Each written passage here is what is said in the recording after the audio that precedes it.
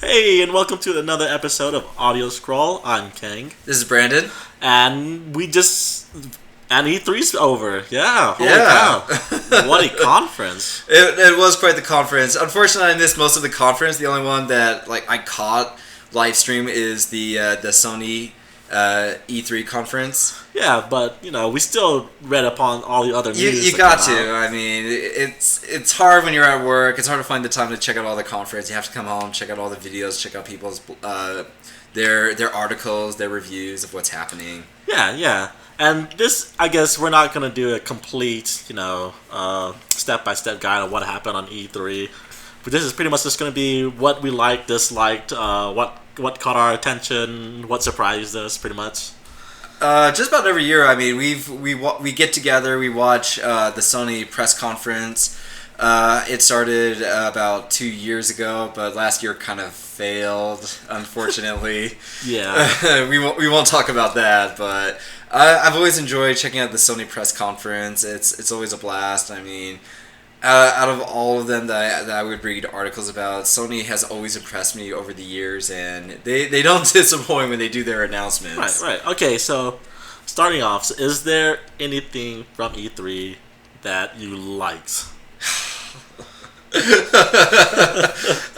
I'm casting a wide net here. Okay, you know what? Screw it. I don't want to do this because everyone's doing it, and I want to save the best for last, but I can't help it. I mean, I think everyone knows what caught my attention. Final Fantasy VII Remake. Of course. I mean, it's just that was what grabbed me, and they announced it during the Sony press conference. And that was the high right there. I mean, there were a lot of highs. I mean, don't get me wrong. There were a lot of great announcements. Just like, what the hell? Where did this come from? Yeah, it came completely out of left field. Nobody expected it. Nobody wanted to believe it was happening. I mean, with all the hints, like Siliconera.com, having that article about hinting that Final Fantasy VII Remake was announced. I'm reading all the comments, and even my impression was, I was hurt by that Final Fantasy VII port announcement. Everyone was. Mm-hmm. I mean, the NeoGAF memes of people's reaction of as they're announcing something Final Fantasy VII related. You see the anticipation of people's face at the event, and then when they announce immediately that it's the PC port, everyone's face was just dropped, like what, whatever. Why? The biggest trolls ever. But now this is complete redemption, pretty much. It was, I had a discussion with our friend Joe, and I told him the news the next day, and he doesn't catch up with the news. He stays away from them, and he's just saying that he felt like that conference, everyone's reaction to this, to the port of the PC. He felt like it forced Square Enix's hand. Yeah. Like maybe it was their way of gauging people's reaction, and how far can they push people's anticipation for the remake. Right. And I think we made it clear that, look, guys, anything 7 related, we just want the remake.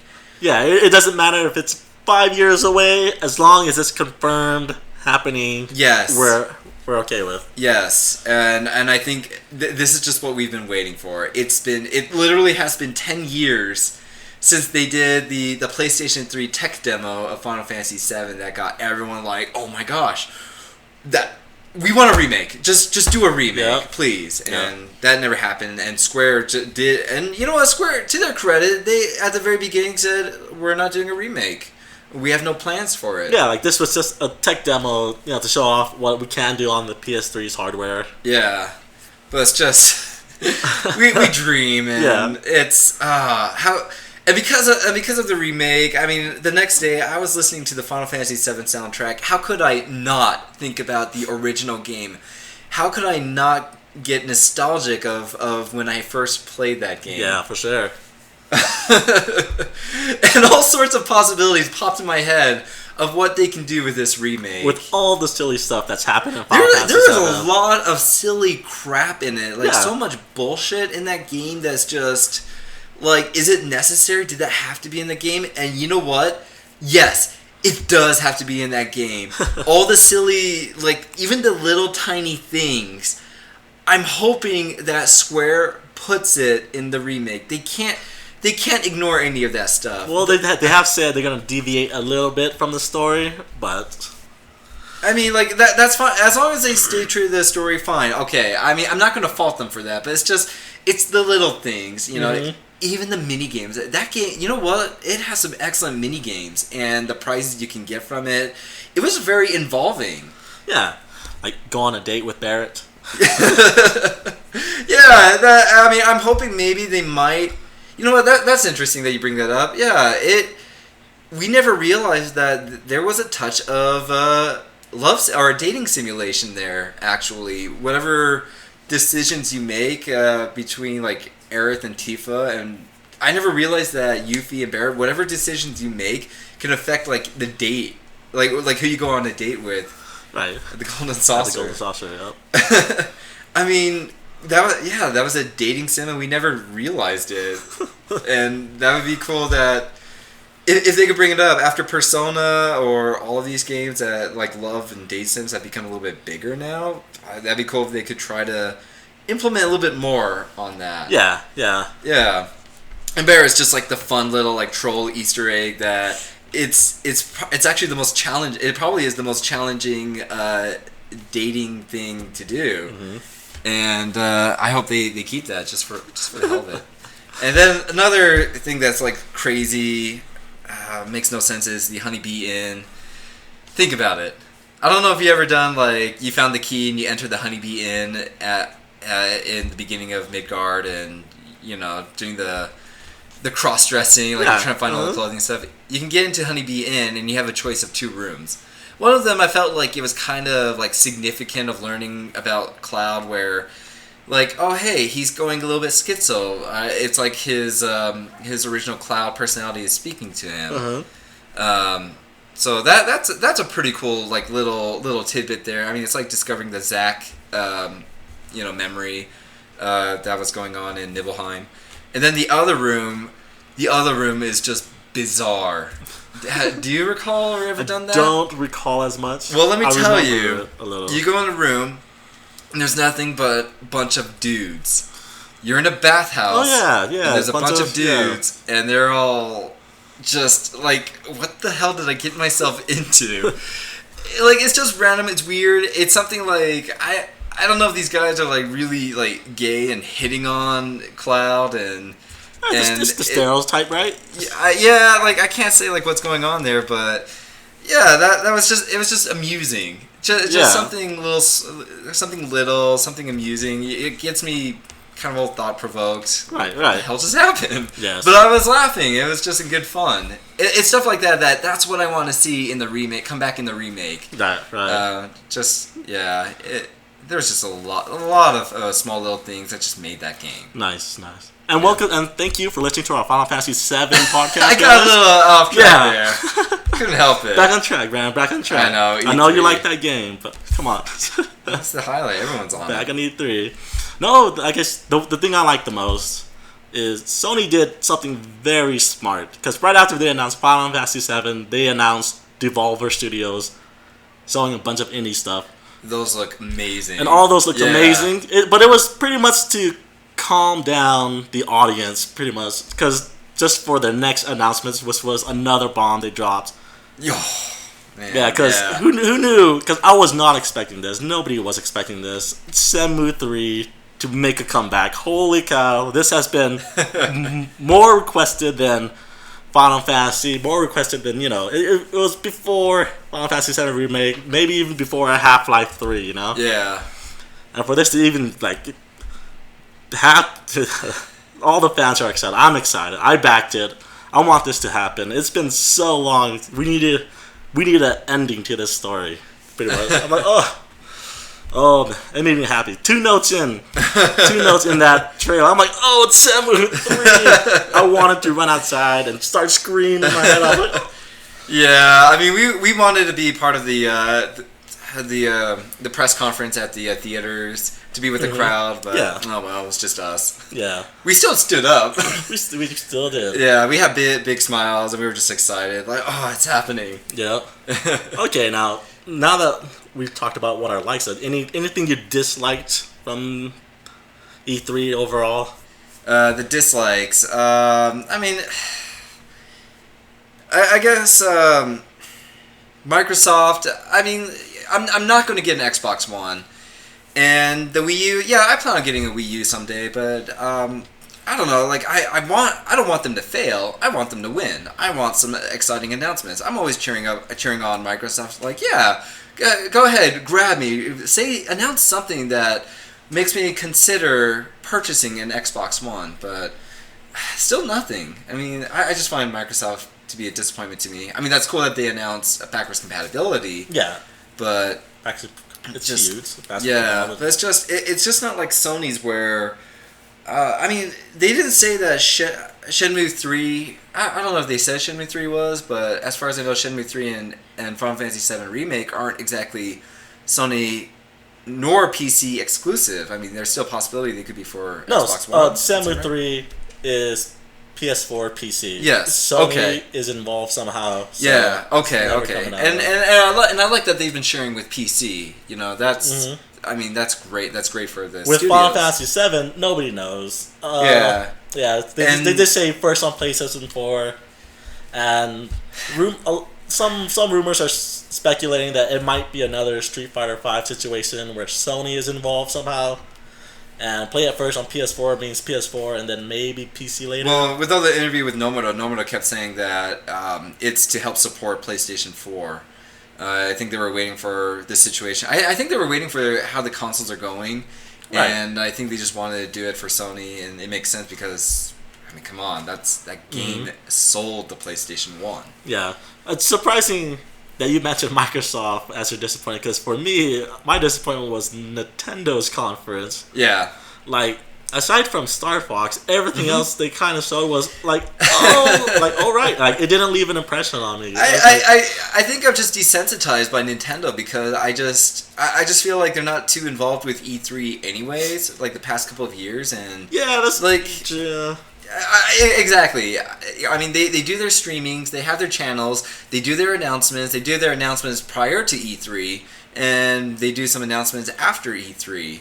And some nice ones in the middle of it, but that to me that was the highlight, and maybe I was swayed by Nintendo because of the Star Fox announcements. That put a smile on my face. I mean, come on, I've wanted a Star Fox game like that since '64. Mm-hmm. And the GameCube era, there were a couple of Star Fox games, but not what I wanted. Yeah, but that's the only thing though. Like, if Nintendo was trying to convince me to buy a Wii U, they failed. Like, from that conference, they totally failed to convince me otherwise. Yeah. Let me ask you this: what the hell is NX? NX is their next platform, and nobody knows what it is. And I. Well, they have come out and said before E3 they said they're not going to talk about it. So yeah, you know, they're not going to talk about NX, and they're not going to talk about the next Zelda Wii U. And you know, it just feels this really pisses me off about Nintendo. And you know, when Wii U was announced, they announced the only game that has me going for the Wii U is Xenoblade Chronicles X. They announced it when the Wii U was announced, or maybe when it launched, I can't remember. But they announced it pretty early, too. Yeah, they did. And, you know, it disappoints me that they come out with these consoles like GameCube. I like the GameCube. It was a great system. It just felt like they were going back in the direction that I liked them to go. And then they announced the Wii. And once they announced the Wii, they just gave up on the GameCube. They just stopped selling games for it. Yeah. And then it kind of happened with the Wii. They announced Wii U, and I feel like about a year, I don't know if it's 6 months prior to the announcement, but they just gave up on the Wii. Like, nothing new, nothing fresh, nothing innovative came out for the Wii. Yeah. And it just disappoints me that it's happening again. Wii U is, to me, still a fresh system, and it's like, what are you guys doing? Yeah, to me... And I'm just desensitized by all of it. It's a pattern. They've already done it.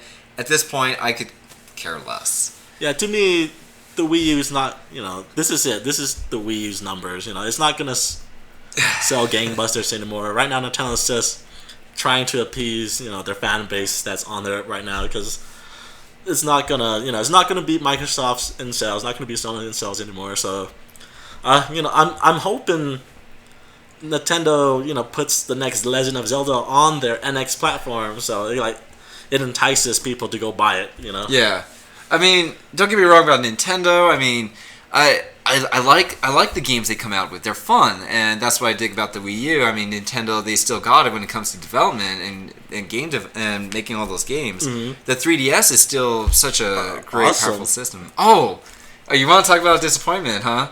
Another one is the lack of the Vita.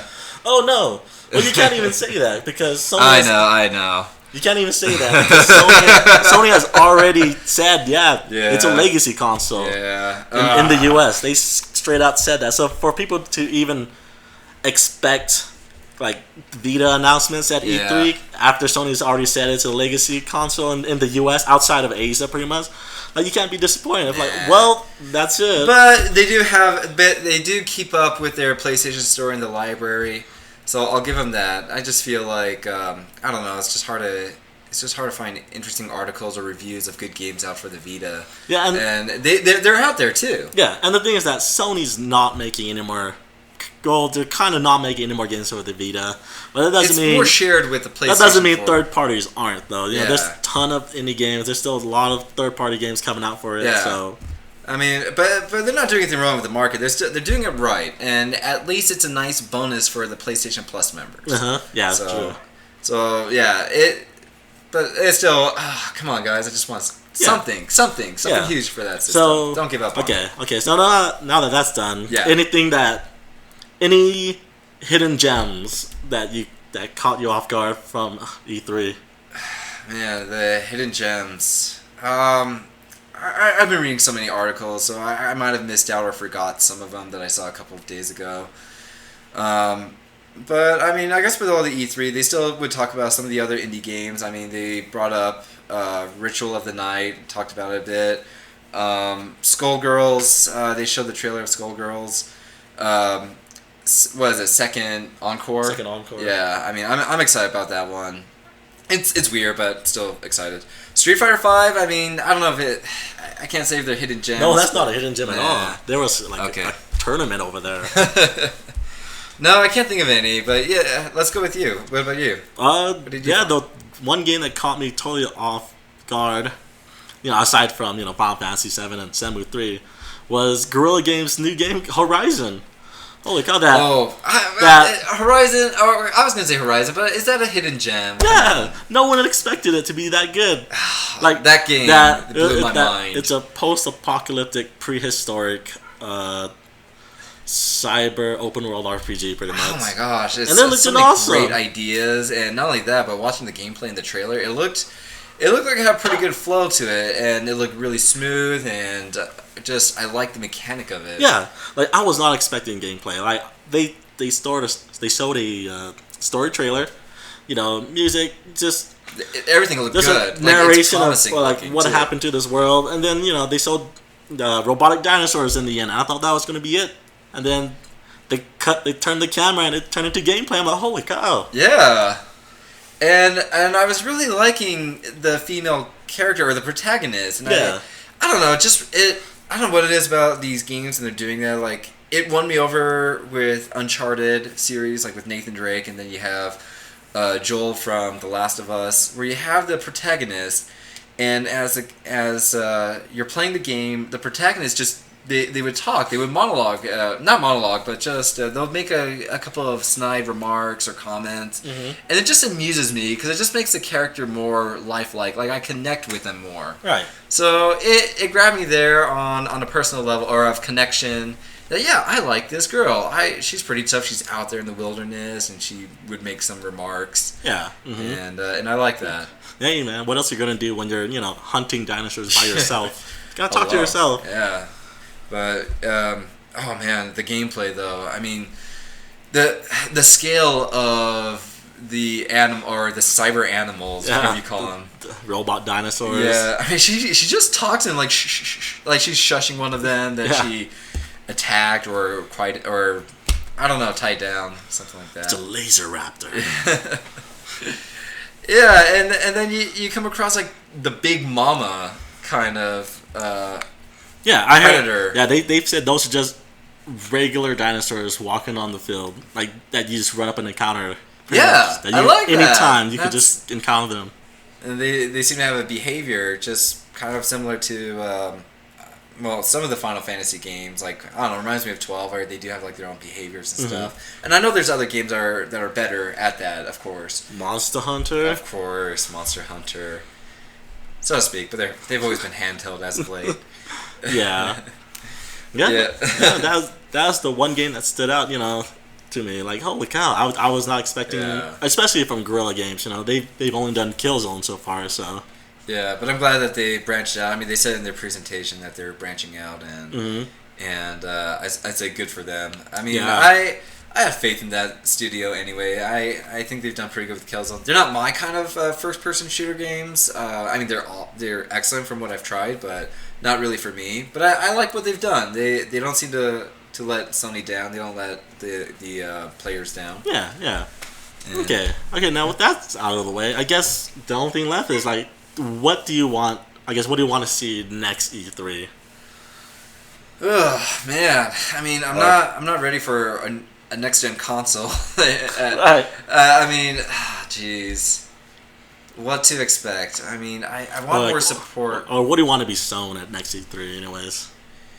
I can't say for sure. I mean, I would like, among all the consoles, I would like Nintendo to, like maybe bring up the NX, and if they announce the NX, I'm hoping that it still might involve using some of the controls, or like the touchscreen control that they've done with the Wii U. It's just, everyone's been investing in all that stuff, and I'm hoping there's some good announcements for the NX that doesn't screw with the consumers. Right. Like, it'd be nice if it's still backwards compatible. And Microsoft, I would like for them to try to get like more exclusive games or developers too. Once again, get more Japanese developers. I mean, the beginning of Xbox 360's life cycle, they did pretty good. Yeah. And they should do that again, because that's what won me over to Xbox 360. Well, I don't think that's going to happen anytime soon. Not with the current state of console sales in Japan. Shit. Yeah. Yeah, and also they did have that KG Infinity game. Yeah. At Xbox at the conference.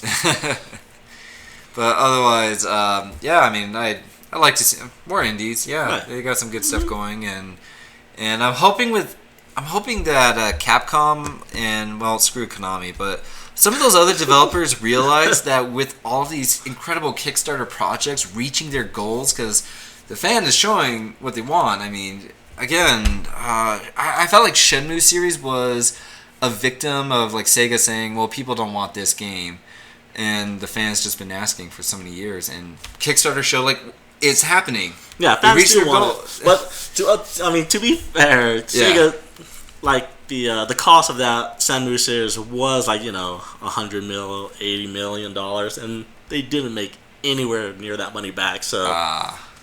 Yeah. And even now, it's Kickstarter is barely reaching. It's just as of right now, it just barely. It's like 3.2 million. So, nowhere near 80 million yet, but yeah. But and I'm glad it is being made, because fans wanted it, and it really is just for the fans, and they're just happy it's being made at all, instead of it's still canceled, Oh yeah. or not happening. I hope they do something though that. Don't leave the newcomers out of it, because it's for the fans, but this game, the franchise has become legendary too, and it's become a cult game or a cult franchise, and maybe it's hard to say if it stands the test of time. Does it age well? No, it doesn't. Probably not. But would I like to play them? Yes. I mean, if they can come out with a collector's edition of 1 and 2 to get bundled together, I think that'd be a pretty good investment. I think people might get into that. But then again, like you said, if it doesn't age well, that's a risk. And, that is a risk. So like, here's this. And maybe here's this game with outdated gameplay and mechanics. Like, and maybe it would be for the best that if they can come up with some kind of exposition, a well done exposition, then I'm up for that. Like a video exposition of the first 2 games. Yeah. Like how the Yakuza series does it. Like here's what happened in Yakuza 1 and 2 before you play 3. Yeah. Just make it something like people can jump into. Yeah. I'd be okay with that. Yeah. Yeah. Well, To be honest, I don't know what to expect anymore. Because I already got, Last Guardian, Final Fantasy Remake, and Shenmue 3. Those are all coming. I don't know what I want anymore. Like you said to me before, which I want to quote you, is for the fan announcements, or it's just fan fiction? Yeah, it's a fan fiction conference, pretty much. Can't come true. Like, holy cow. Yeah, like these are things that everyone's been asking for, because Last Guardian went quiet. No one's expecting a remake to be announced. No one's expecting Shenmue. Those were kind of just running jokes along each E3, pretty much. Like we've heard it for years that people want that, and it's not happening, and bam! But it happened. You know what? I guess, I don't know. Just new IPs, I suppose. I would like to see more of. Agreed.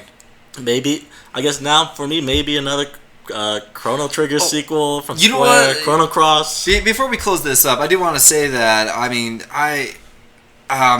did like the World of Final Fantasy trailer. Okay. I was amused by that. And then, not much else for Square, but you know what? They're not making me angry. I mean, they're doing things right. Mm-hmm. And then they announced this new studio, and they said that this studio is going to be focused on making console RPGs. Console development. It's a console development studio. And that put a smile on my face. That I feel like it's in response to all the surveys that they've been launching out, and and I've just urged all my friends take the survey. Like, they have been listening, which is good. Yeah. I feel like the Final Fantasy VII remake it's a good start, and announcing this studio, like, no one knows anything what's going on. They haven't announced what this studio is all about or what project, but I feel a little bit more optimistic about it. And I'm hoping that you mentioned Chrono Trigger. I'm hoping games like that, like go back to like the good old days, like when these IPs were amazing. Don't half-ass development. Don't do like mobile development games. Like make a console epic. Yeah. And just make some make some original IPs, make some new stories, but just give it style, give it something.